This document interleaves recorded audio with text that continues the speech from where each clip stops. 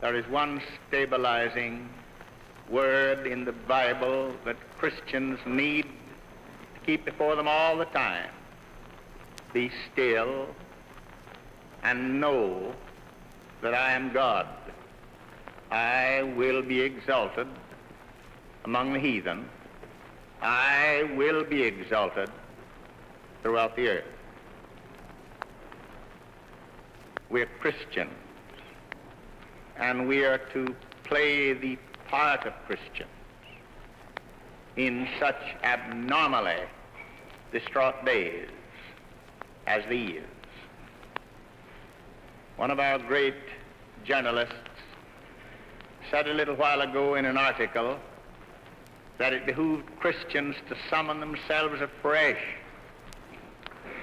in a very faithful way, so to speak and to work and to live as to enhearten and fortify a world troubled like the world is today. One wonders each day what the next day will bring forth. We're to keep our eyes on God and act up to all that He gives us, and then we may unfearingly leave ourselves in His blessed hand.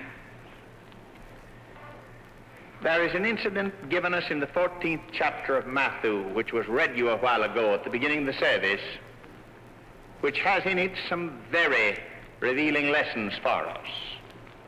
May the divine Spirit, the author of this word, lead us into the apprehension of some of these lessons this morning, according to the will of God. The heart of the incident is stated in this sentence. His disciples came to him, saying, "Send the multitude away, that they may go into the villages and buy themselves victuals." But Jesus said unto them, "They need not depart. Give ye them to eat." This miracle, as many of you must know, is the only miracle recorded by all four of the evangelists, Matthew, Mark, Luke, and John. It is one of the most instructive incidents in all the New Testament. You will recall the setting for this text that I've announced. John the Baptist had just been beheaded by order of the cruel Herod and Herodias. His disciples took up his body and buried it, and went and told Jesus, and he withdrew himself into the wilderness. And great multitudes followed him on foot out of the city, out of the town. They wanted to be near him. They wanted to see him. They wanted to hear him. They wanted to have his word and hand of help. Great multitudes followed him. And so he was out there in the desert with thousands around him. And the day wore on toward nightfall. And there was increasing restlessness among Christ's little band of disciples. And as the day went on toward the approaching night, these disciples came to Jesus and said to him, "Master, the day is far spent. The night is near at hand. See these thousands, the women with their little children. We'll have a panic here directly. They must have something to eat, and we're in a desert place. Get rid of them. Send these thousands away. Send them into the villages hard by, that they may buy themselves victuals. Let's be absolved from them and absented from." And he made the wonderful reply that why they needn't depart. "Give ye them to eat. How much have you got?" They said, 5 loaves and 2 small fishes. Bring them to me. And lifting his eyes to heaven, he blessed them, and then brake them, and gave them to the disciples, and said to them, "Give ye these now to the people." And they were all fed, about 5,000 men, not counting the women and the children. 'Tisn't any wonder that the incident closed with a statement of the people of a truth. Thou art the Son of God. Now, there are vivid lessons in the incident for us today. First of all, we see that great lesson standing out, which is the most comforting lesson in all the Bible, namely, the compassion of our Savior and Lord for the people.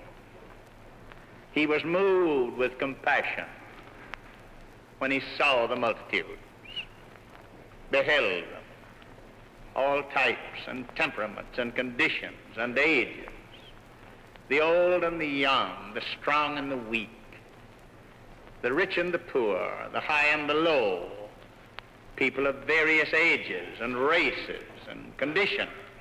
He was moved with compassion. He felt with them. That's what compassion means. He felt with the people.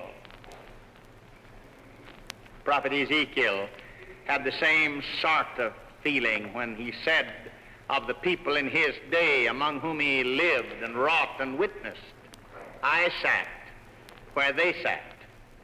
I understand my people. I know their needs, their burdens, their dangers, their battles, their trials. I sat where they sat.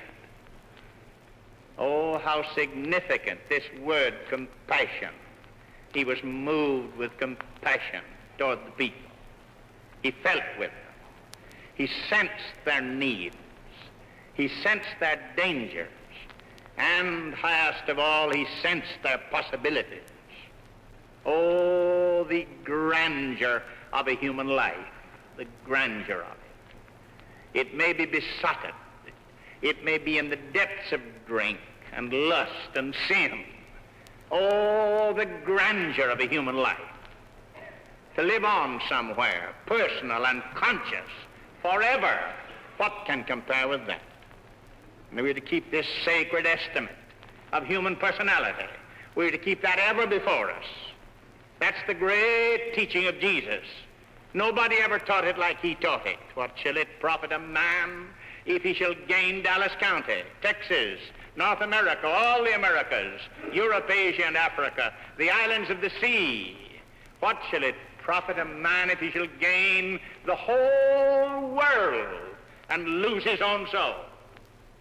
Jesus gives us that great appraisement of human personality.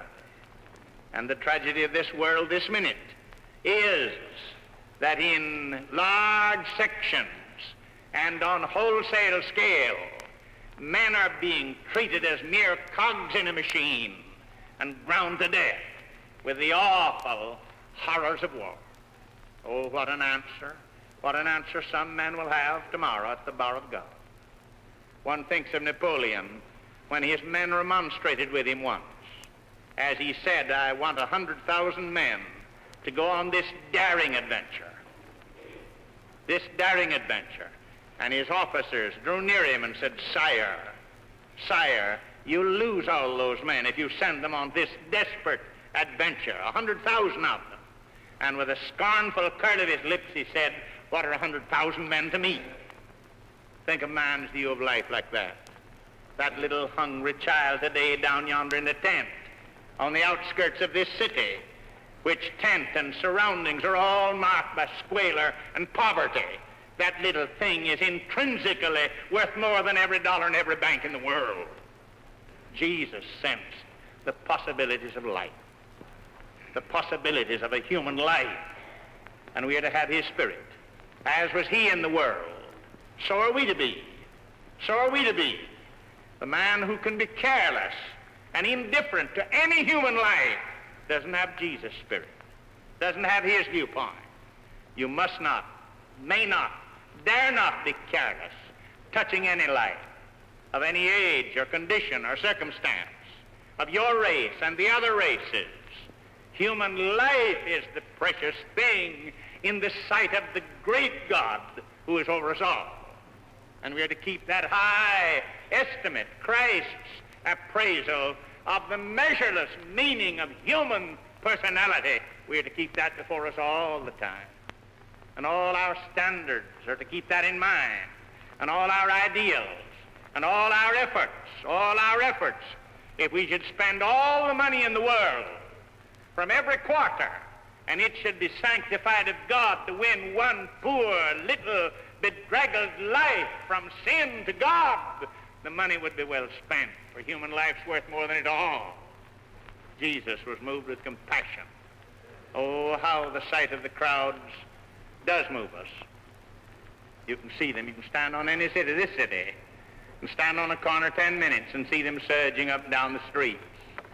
Seamy faces, careworn faces, eager faces, apprehensive faces, fearful faces, happy faces, some. Oh, the problem of the multitude. The problem of the multitude. And if we don't watch, we'll be utterly depressed and cast down. These disciples with Jesus, as the day wore away and night came on, said, Master, send these people away. It'll be night directly, and you've got nothing out here in the desert for them to eat. Send them away. Send them away, that they may buy themselves victuals. Anything to get them out of our sight. Let's be away. We'll have a panic here. We'll have all these babies crying for something to eat, and their mothers will be helpless to pacify them, for we have nothing to eat out here. And he said they need not depart. What have you got? Oh, they said, we've got 5 loaves and 2 small fishes, very little fishes. What are these among so many? Well, you bring them to me. And he invoked God's blessing upon them, and the multiplying power of God came down on the 5 loaves and 2 little fishes. And then he gave them to his disciples and said, pass these out to these people. And all were fed, and 12 baskets full were gathered up of the fragments. Some 5,000 men, beside the women and the children. Oh, this is the way God does it. We are following a divine Savior, a divine Savior.